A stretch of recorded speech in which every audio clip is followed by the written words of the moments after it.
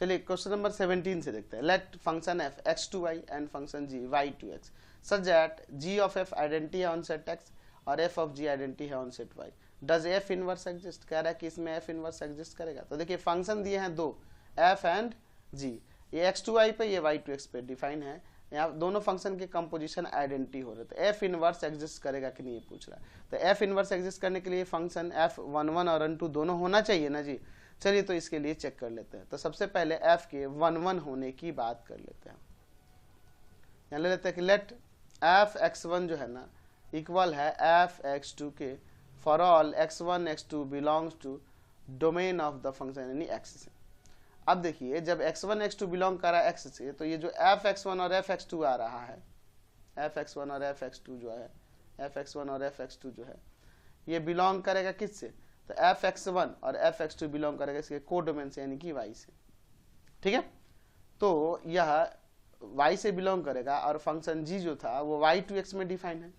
तो ये y set है यानी कि ये एक्चुअल में f(x1) f(x2) इसके डोमेन के ना एलिमेंट होंगे।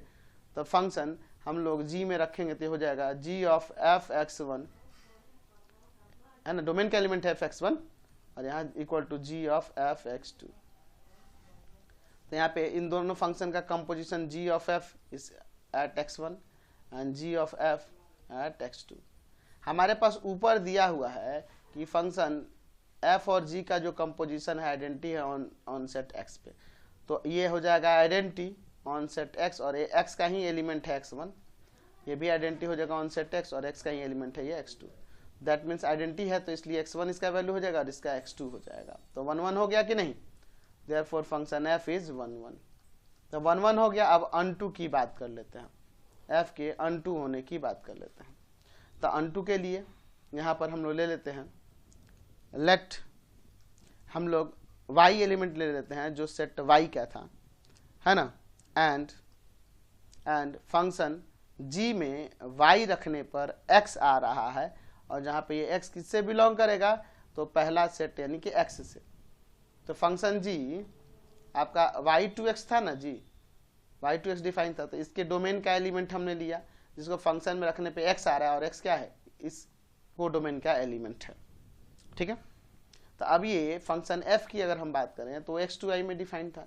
तो जब ये अगर हम बात करेंगे जी वाई की जो कि x है और x किससे बिलोंग करेगा? सेट y से, सॉरी x किससे बिलोंग करेगा? सेट x से। तो x से बिलोंग करेगा तो एक्चुअल में ये इसके डोमेन का एलिमेंट हो जाएगा फंक्शन f के लिए।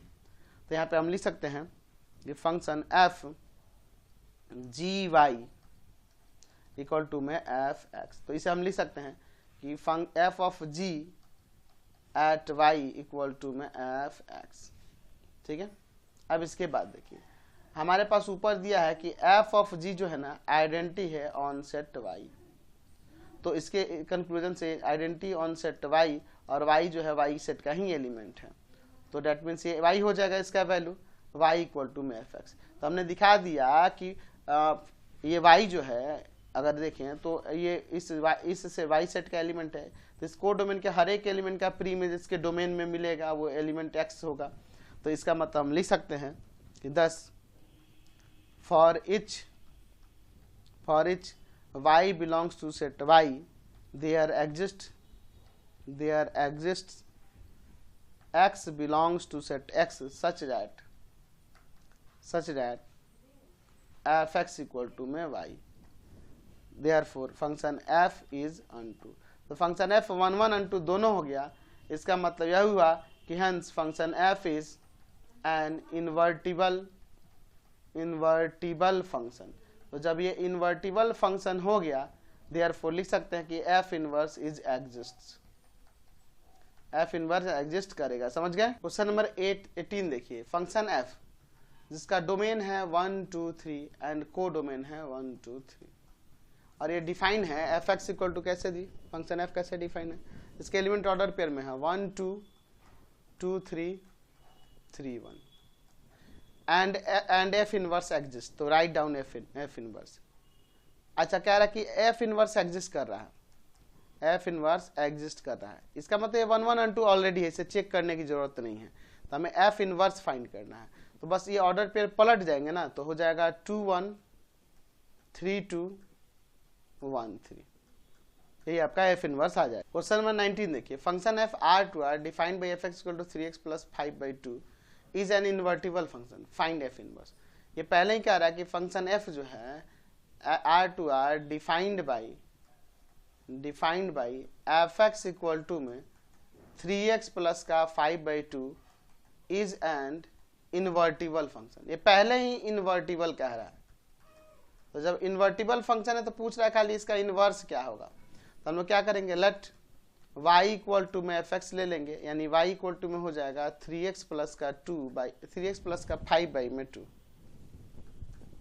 तो यहाँ से हो जाएगा 3x प्लस का 5 इक्वल टू में 2y, या के उधर मल्टीप्लाई किया, अब उधर ले जाएंगे 3x इक्वल टू में 2y माइनस का 5 हो जाएगा, और यहाँ से आपका हो जाएगा x इक्वल टू में 2y माइनस 5/3।